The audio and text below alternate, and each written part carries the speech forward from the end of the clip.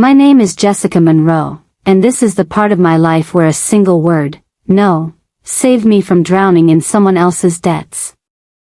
I grew up on the northeast side of Columbus, Ohio, in a cul-de-sac where every lawn was shaved to the same careful length and every dad knew exactly when to roll the bins to the curb. We were the kind of family people pointed to with warm approval at block parties. My father, Rick, a sales manager who wore optimism like a second tie. My mother, Elaine, an accountant who believed any mess could be reconciled if you just found the missing line item. And my brother, Tyler, 3 years older, born with the kind of smile that made teachers forgive late homework and neighbors forgive dented mailboxes. To outsiders, we looked fine. Better than fine. We looked together. Inside our front door, togetherness had rules it never admitted. Attention traveled like water downhill, toward Tyler, toward whatever latest thing Tyler wanted, toward Tyler's next potential, next season, next chance. I learned early how not to go thirsty. I learned to dig my own well. In 5th grade, I brought home a math certificate with a gold foil star in the corner. I set it beside Tyler's basketball schedule on the kitchen counter where big news lived for a few days before it either earned a spot on the fridge or sank into the drawer of unimportant things. Mom called from the minivan outside the gym, "Sweetie, we'll look at it later," and I believed her, then I waited, then I didn't. The paper curled. The star kept shining to an empty room. Something in me quietly rebudgeted hope.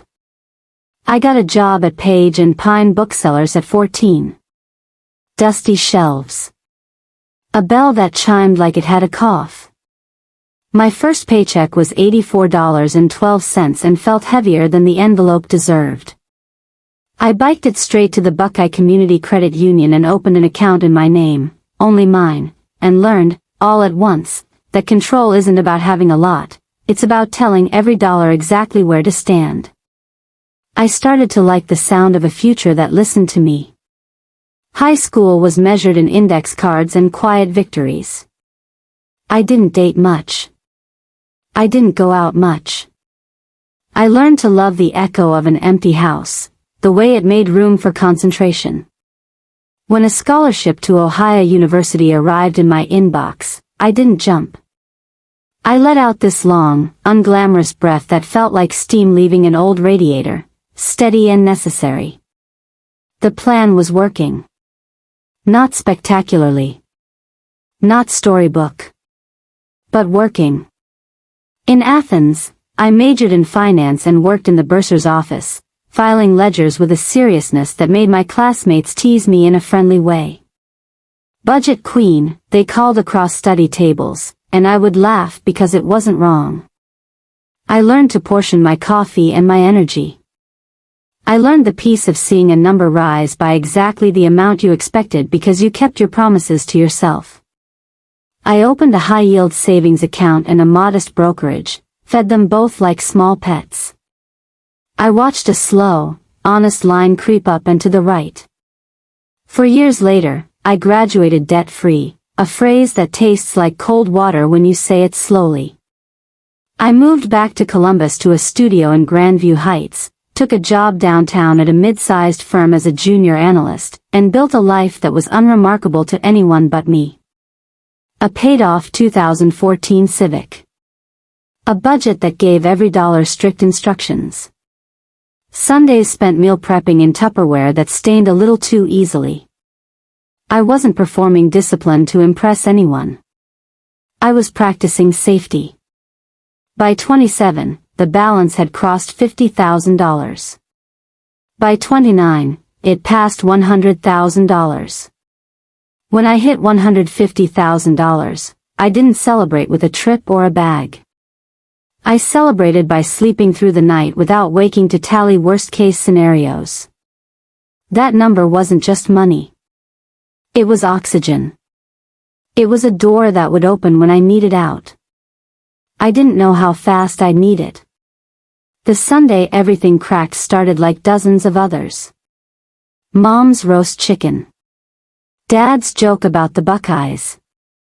Tyler at the table with a restlessness I recognized from every time he wanted something he hadn't earned yet. Halfway through the potatoes, he set his fork down like a gavel. "I need help," he said. "I'm down, a lot." "How much?" Dad asked, too quickly, as if the number could be absorbed by tone. Tyler rolled a toothpick between his fingers. 100. 100,000. The room felt suddenly full of other people's breath. Mom slid a folder across the table, papers with flags and signatures and a bright yellow highlight over cosigner like a spotlight over a trapdoor. "This would reset him," she said softly, like a nurse urging a pill down. Dad's eyes found mine. The look said obvious. The words followed. "You can do this, Jess." We pulled together. Something inside me, the old, trained part, stood at attention, ready to be useful. Another part, newer, steadier, stayed seated. I could see the last 10 years of small decisions lined up behind my shoulder like quiet witnesses. I could see the late nights, the extra shifts, the "no thanks, I'll brew at home." They weren't a stack of cash. They were a commitment. "I can't," I said. Tyler scoffed. "You think you're better because you hoard money?" I kept my voice low, like you do with an animal you don't entirely trust. "I think my future isn't collateral for your past." Dad's jaw tightened. Mom's mouth pressed into that accountant's line that means a discrepancy has been found. She tapped the folder. "This is family." "No," I said, "this is a loan, with interest I'll be paying in resentment for the rest of my life." Mom's next words were clean as cut glass. "Sign. Or don't come back." I left with my coat, my car keys, and a piece I didn't fully recognize. At home, hands shaking, I shut down everything I could shut down. Old joint account with Tyler from when we shared gas expenses? Closed. Two-factor authentication on every login? Enabled. I put my phone face down and let the lack of their voices ring louder than their voices ever had. By morning, there were 21 missed calls and a series of texts that used the vocabulary families reserve for emergencies and betrayals: selfish, disloyal, abandoning. If words could bruise, I looked like a peach dropped from a height.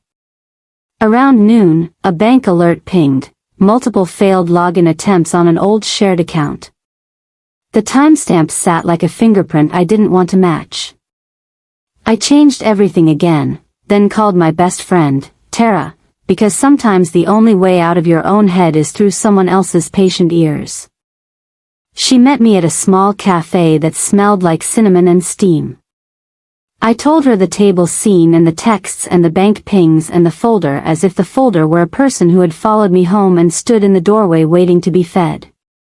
Tara let me speak until I could hear myself. Then she said the thing that became a plank in my new floor. "You're not refusing to help," she said. "You're refusing to enable." That word fit like a key.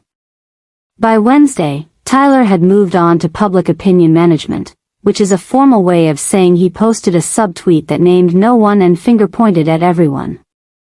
"Some people have money but no heart," he wrote. The comments did what comments do. Old neighbors chimed in with nostalgia and judgment disguised as folksy wisdom. Cousins I hadn't spoken to in years posted confusion as if it were kindness. I didn't respond. I didn't even doom scroll. I closed the app and went for a quiet run in the cold, the kind of run where your lungs argue and then, suddenly, they don't. The knock at my apartment door came on Thursday. I didn't need the peephole to know who it was. Dad first, because he always needed to arrive before a conversation to set its weather. Mom behind, holding the folder like a fragile baby. They didn't take off their coats. They didn't sit. "You will co-sign this mortgage," Dad said, voice clipped. I won't, I said, voice calm.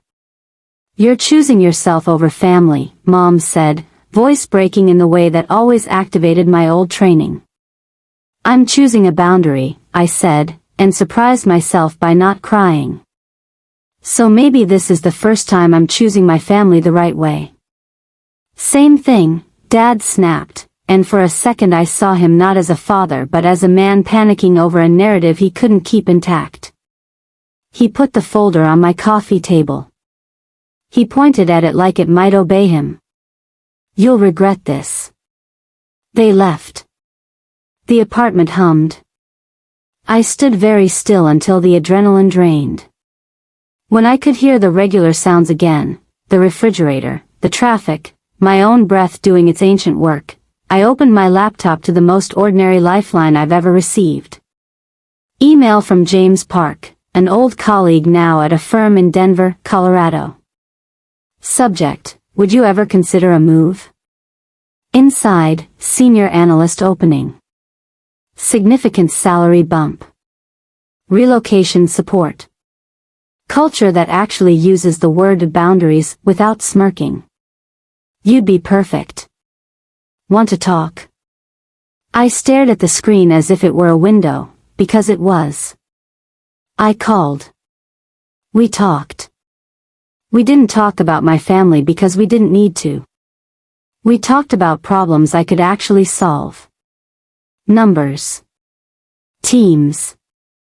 A city ringed by mountains that made exits look like horizons instead of escapes.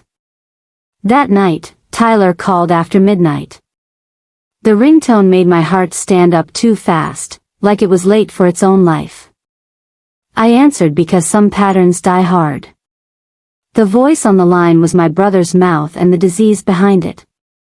You owe me, he hissed. You owe us. I owe my own life, I said. I owe the woman who skipped dinners out and stayed late and said no quietly 1,000 times so she could say yes when it mattered. He cursed. I hung up. I wrote to James. I said yes. 2 weeks later, I stepped out of DN into air so thin it felt like a dare. The sky was a cheap magic trick, too blue, too wide, and it worked on me anyway. My apartment was a one-bedroom with scuffed floors and windows that made even my thrifted couch look intentional. On the second night, there was a storm that left the city rinsed and new, and I thought, if you're going to reinvent a life, you could do worse than a place that washes itself in the afternoon. Work didn't ask for permission to believe in me. James handed me a whiteboard marker and a problem, and I did what I know how to do. I found efficiencies. I built models. I told the truth about what the numbers were saying even when the truth wasn't flattering. The first time a client used the phrase, that saved us 7 figures, I went into a stairwell and let myself feel proud for the exact length of a flight and a half. Then I went back to my desk and did the next right thing. The funny part about competence is that you can forget how good it feels when you spend too long defending it. I made a rule for myself, heal on purpose. I found a therapist, Dr. Maya Ellison, whose office plants were alive and whose questions didn't lead me where she wanted to go, but where I clearly needed to walk. In the second session, she named the patterns like you'd name constellations for someone who'd only ever seen arbitrary stars. Parentification. Financial guilt. Enmeshment. Enabling. I wrote them down in my notes app not because labels fix anything, but because they gave me sightlines. A boundary, she said, is not a way to keep people out. It's a way to keep you in. I took that sentence home and taped it to my bathroom mirror like medicine you take by eye. On Tuesday nights, I started volunteering at a community center off Colfax, teaching teens about money. We talked budgeting, compound interest, the way marketing whispers you out of yourself. A girl named Marisol stayed late after the second class, tracing the interest curve with her finger. No one tells us this, she said, not mad, exactly, just newly sure she'd been robbed. They just tell us not to buy sneakers. Knowledge is leverage, I told her. Use it kindly on yourself. Be ruthless with the lies. Denver gave me friends the way some cities give you allergies, fast and hard. Lena from work dragged me to a rooftop salsa night where I laughed at my own feet. Owen from the next cube over introduced me to breakfast burritos so powerful I nearly called my past self to apologize for every small breakfast I'd tolerated. On Saturday mornings I learned the farmer's market smell of roasted chiles. On Sunday afternoons I learned the color the mountains turn when evening decides to keep you company. Then the text I had been expecting arrived like a formality you still hope won't materialize. Naomi, my cousin, they took out a second mortgage. They're behind. Creditors are calling. I'm sorry to be the messenger. I read it once. Twice. I put the phone face down and looked out at a city that didn't know my last name. Grief knocked. I opened the door, let it sit, didn't offer snacks. That's the trick with honest pain, you host it, you don't hire it. I texted back, thank you for telling me. I can't fix it. I added a heart because sometimes that's all you can ethically give. Weeks later, Naomi's update came with a photograph of a notice taped to my parents' front door, foreclosure printed with the ruthlessness of office fonts. Beneath it, the gray of the cement step where I had once knotted my first laces. Beneath that, Ohio dirt I did not recognize anymore. That night, I stood at my own window and watched heat lightning far out over the plains, silent and theatrical, the way certain truths are when you refuse to clap. I let the sadness come through in one long, cool wave. Then I turned off the lights and went to bed at a decent hour because healing is, embarrassingly often, in the bedtime. A letter arrived a week later. My mother's handwriting smaller, shaky, like the lines had lost confidence. 2 sentences. We lost the house. I don't understand you anymore. I set the paper on my counter beside a bowl of oranges and read it again, slowly, the way you read a riddle you're not going to answer. Then I said, to the room, to myself, to the part of me that still likes to audition for other people's understanding, I don't understand me yet either, and that's okay. Sometimes the kindest comprehension you can offer is to let confusion live without making it king. I didn't fly back. I didn't wire money. I didn't write a long, careful email that explained my entire life in 10 paragraphs designed to be forwarded to relatives who never learned to read without defending. I made lentil soup. I graded budgets for my class. I lifted a little heavier at the gym. I opened my brokerage app and made a boring allocation tweak that felt like an act of radical faith. I believe in future me enough to keep feeding her even on sad days. When the phone finally rang with a number I didn't recognize and Tyler's voice at the other end, it was flatter, smaller, like it had been ironed. I'm in a program, he said. They say I should make amends without asking for anything. He paused, as if waiting to be graded. I'm sorry. The apology hung like a coat on a hook, useful, but not a home. Old training told me to rush in with a promise. It's okay. We'll figure it out. I'll help. New training kept me quiet long enough to realize a miracle. The world didn't end when I didn't rescue it. Thank you for telling me, I said. I hope you keep going. Then I did something my former self would have considered cruelty and my current self recognizes as respect. I didn't ask what he needed. I didn't offer solutions. I let the ownership stay where it belonged. Spring turned Denver soft. Trees along 17th leafed out like they finally remembered something. I picked up a small second-hand bike and started making a messy loop of the city in the evenings, not for exercise, exactly, but for proof. Proof that you can be a woman alone on a bike at dusk and feel like a citizen of your own body. One Thursday I stopped on the Millennium Bridge just as the sun fell straight down the rails and turned every window into a gold plate. I caught my reflection in one of them and didn't look away. The woman looking back had laugh lines I'd earned and an expression I recognized. She trusted me. At work, we landed a client with a messy cost structure and an even messier ego. Old me would have tried to charm the chaos. New me named it simply and offered a handful of clean, implementable steps. They blinked. They blustered. They implemented anyway because even egos like to save money. When the results hit, James bought donuts and wrote Jess equals ROI on the conference room whiteboard. It was unprofessional and exactly right. On Tuesdays, Marisol started bringing a friend named Devin to class. They argued, in a respectful, nerdy way, about whether it was more powerful to cut expenses or increase income.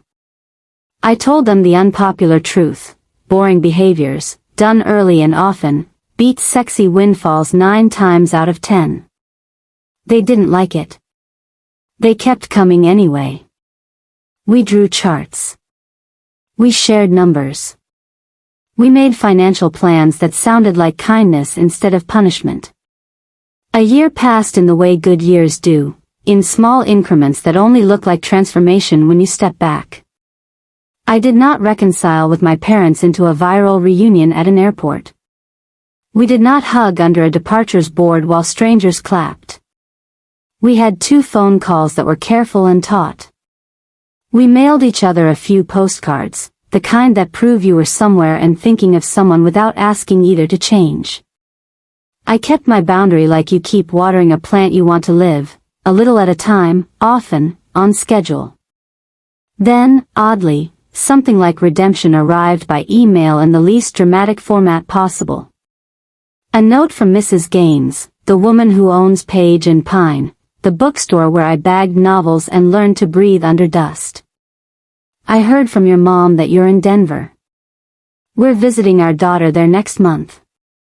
Any interest in coffee? I said yes because time is strange and because forgiveness sometimes wears a stranger's cardigan. We met at a cafe that leaned industrial and sweet. She asked about the market, I asked about the bell with a cough. We talked about inventory and about how different busy feels when you're surviving versus when you're choosing. On the way out, she squeezed my hand the way someone's aunt squeezes a niece she wishes were hers. You were always steady, she said. I'm glad someone, you, finally honored it.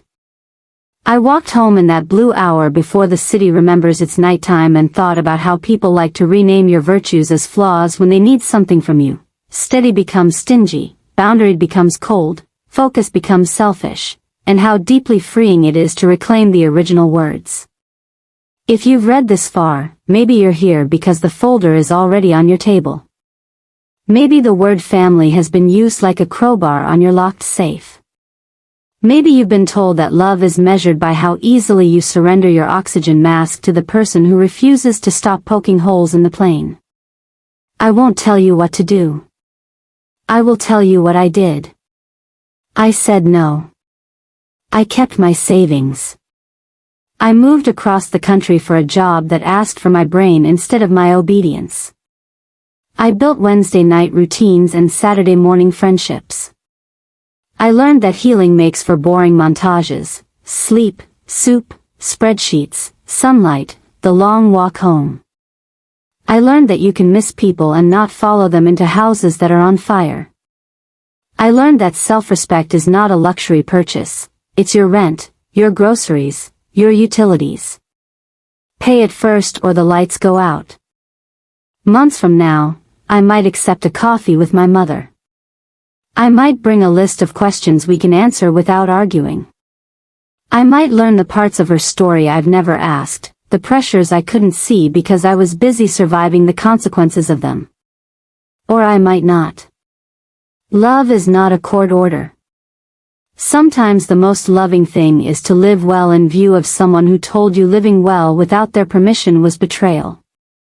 Sometimes the most loving thing is to move out of view. As for Tyler, I haven't heard his voice since the program voicemail. Naomi says he's working at an auto parts warehouse and paying cash for a small room. If that's true, I'm glad the math finally got honest. If it isn't, it's not my ledger to reconcile. People think revenge is a hot flash of triumph. Here's the cooler truth I found: restoration tastes better. Restoring your name to yourself. Restoring your plans to the person who made them. Restoring your future to the one who did the quiet work. It doesn't sizzle. It nourishes. If this story touched the part of you that keeps count, of dollars, of efforts, of little kindnesses you gave yourself in secret, tell me in the comments what you're choosing next. Not for spectacle, for solidarity. Tell the internet, sure, but tell you first. Tonight I will cook at home. Tomorrow I'll move the automatic transfer back to payday. Next week I will say no kindly and keep walking. Watch what compounds.